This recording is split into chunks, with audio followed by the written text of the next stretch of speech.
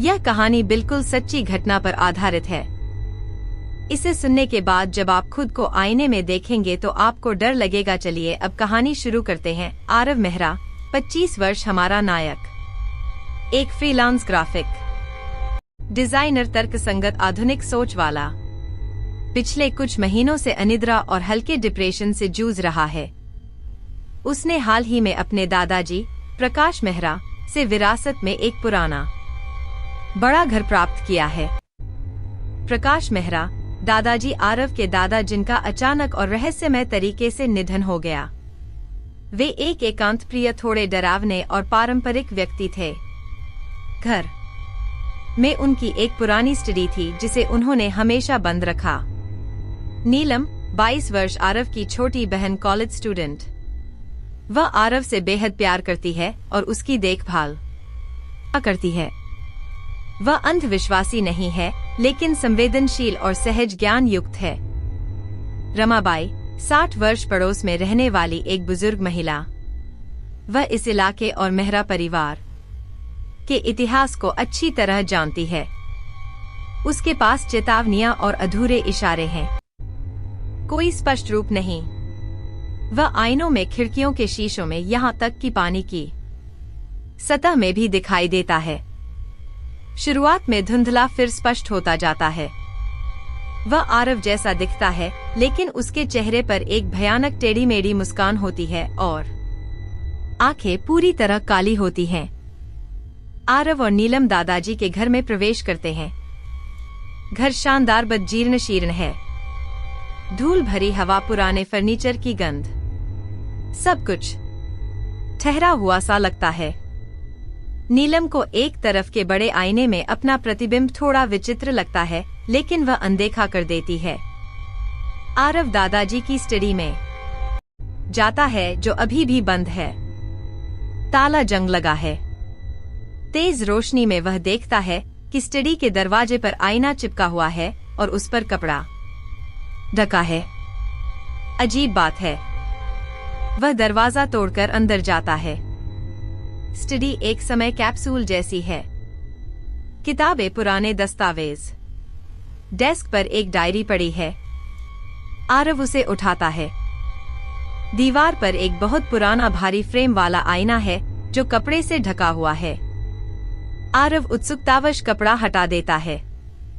आईने में अपना प्रतिबिंब देखते हुए आरव को लगता है कि उसकी परछाई ने उसकी आंख मारी या उसके हिलने से पहले ही हिल गई।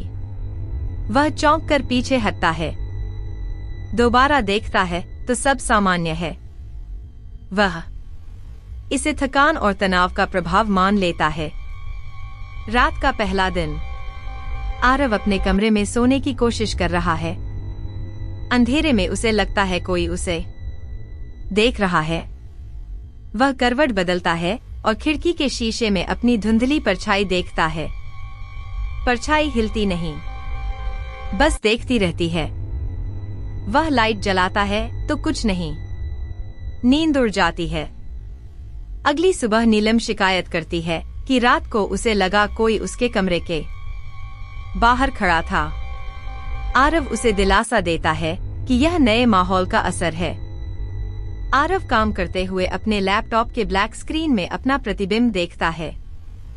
प्रतिबिंब की मुस्कान उसकी अपनी मुस्कान से मेल नहीं खाती। वह डरकर लैपटॉप बंद कर देता है। रमाबाई से मुलाकात। वह आरव को कुछ मिठाई देने आती है। बातचीत के दौरान वह अचानक पूछती है, बेटा, तुम्हारे दादाजी की स्टडी, तुमने उसका आईना छुआ तो नहीं? आरव के हाँ कहने पर उसका चेहरा पीला पड़ जाता है। वह बस इतना कहकर चली जाती है। उस आईने में सिर्फ सच्चाई दिखती है और कभी कभी सच्चाई बहुत डरावनी होती है। तुम्हारे दादा उसे इसलिए ढके रखते थे।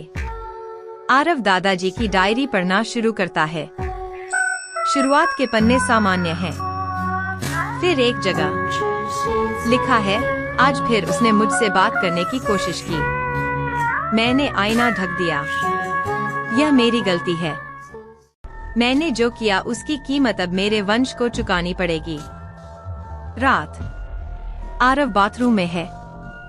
नहाते समय उसे पानी की सतह पर अपने प्रतिबिंब के अलावा एक और शख्स दिखता है जो पीछे खड़ा है। वह तेजी से पलटता है, लेकिन वहां कोई नहीं। जब वह वापस पानी की ओर देखता है तो उसका अपना प्रतिबिंब अब उसकी ओर देखकर मुस्कुरा रहा है। आंखें काली पड़ चुकी हैं। डायरी के आखिरी पन्ने पढ़ते हुए आरव को सच्चाई का पता चलता है। दादाजी प्रकाश जवानी में एक साझेदारी के व्यवसाय में थे। लालच में आकर उन्होंने अपने सबसे अच्छे दोस्त और साझेदार विक्रांत को धोखे से मार दिया और उसकी संपत्ति हड़प ली।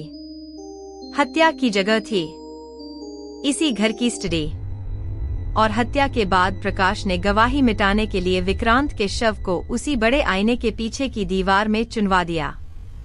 आरव सदमे में है। वह स्टडी में दौड़ता है और आईने को हटाने की कोशिश करता है। आईना भारी है लेकिन हटता है। पीछे की दीवार में स्पष्ट तौर पर पलस्तर का एक नया पैच दिखता है। उसकी आंखों के सामने अंधेरा छा जाता है। अब से प्रतिबिंब पूरी तरह सक्रिय हो गया है। वह हर जगह है। आरव टीवी के बंद स्क्रीन में, फ्रिज के शीशे में, यहाँ तक कि अपनी चाय के कप में भी उसे देखता है। प्रतिबिंब बात करने लगा है, लेकिन आवाज आरव के अपने दिमाग में गूंजती है। तुम मेरे घर में हो, तुम मेरी हड्डियों पर बैठे हो, तुम्हारा खून ही तुम्हारा शत्रु है। नीलम पर हमला।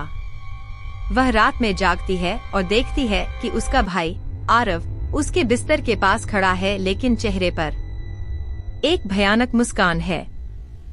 वह चीखती है। असली आरव दौड़ कर आता है। वह दूसरा आरव गायब हो जाता है। नीलम समझ जाती है कि कुछ बहुत गलत है। आरव और नीलम घर छोड़ने का फैसला करते हैं, लेकिन सभी दरवाजे और खिड़कियां बंद हो चुकी हैं, चाबी से भी नहीं खुलती। फोन और बिजली कट गई है। वे फंस गए हैं। आरव समझ जाता है कि यह उसके और उसके पूर्वज के पाप के बीच का निपटारा है। भूत विक्रांत सिर्फ आत्मा नहीं, बल्कि इस घर और मेहरा खानदान के अभिशाप का प्रतिबिंब है। वह आईनों के जरिए ही जीवित है। आरव स्टडी में जाता है, उस भयानक आईने के सामने। प्रतिबिंब पूरी तरह स्पष्ट है। अब वह आरव नहीं, बल्कि एक विकृत क्रोधित चेहरा है, शायद विक्रांत का। आरव चिल्लाता है, जाओ, हमें छोड़ दो। प्रतिबिंब मुस्कुराता है और कहता है, मैं जाऊंगा नहीं, मैं तुम हो जाऊंगा। आरव गुस्से में आईने पर मुक्का मारता है। कांच चकनाचूर हो जाता है। एक भयानक चीख सुनाई देती है। सारे आईने घर में एक साथ टूट जाते हैं। फिर सन्नाटा। सुबह होती है। दरवाजे खुल जाते हैं। नीलम स्टडी में दौड़ती है। आरव खड़ा है, कांच के टुकड़ों से घिरा हुआ, उसके हाथ खून से लथपथ।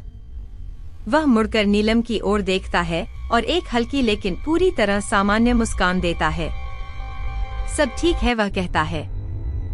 नीलम राहत की सांस लेती है, लेकिन जैसे ही वह आरव के पास जाती है, वह उसके आंखों के पुतलियों में झांकती है और अपनी परछाई के बजाय उसे उसी टेढ़ी मुस्कान का एक झलक दिखाई देता है जो आईने में थी। कहानी समाप्त होती है इस भयावह संकेत के साथ कि विक्रांत की आत्मा ने आरव के शरीर पर कब्जा कर लिया है और अब वह उसके रूप में दुनिया में है। अभिशाप खत्म नहीं हुआ, बस एक नए शरीर में स्थानांतरित हो गया है। घर का विस्तृत वर्णन, लंबी गलियारे, चरचराती लकड़ी के फर्श, पुराने पर्दों से आती हवा की सीटी, बारिश की रातों में छत से टपकने वाली बूंदों की आवाज, रात के सन्नाटे में दूर से आती सिसकी फुसफुसाहट, आईनों के अंदर से आती खरोंच की आवाज, प्रतिबिंब की धीरे धीरे बदलती हुई छवि, पलक झपकते ही प्रतिबिंब की मुद्रा बदल जाना, अंधेरे में कांच पर उभरते हुए हाथ के निशान, आरव का अपनी ही याददाश्त पर संदेह करना। क्या यह सब उसके दिमाग का खेल है?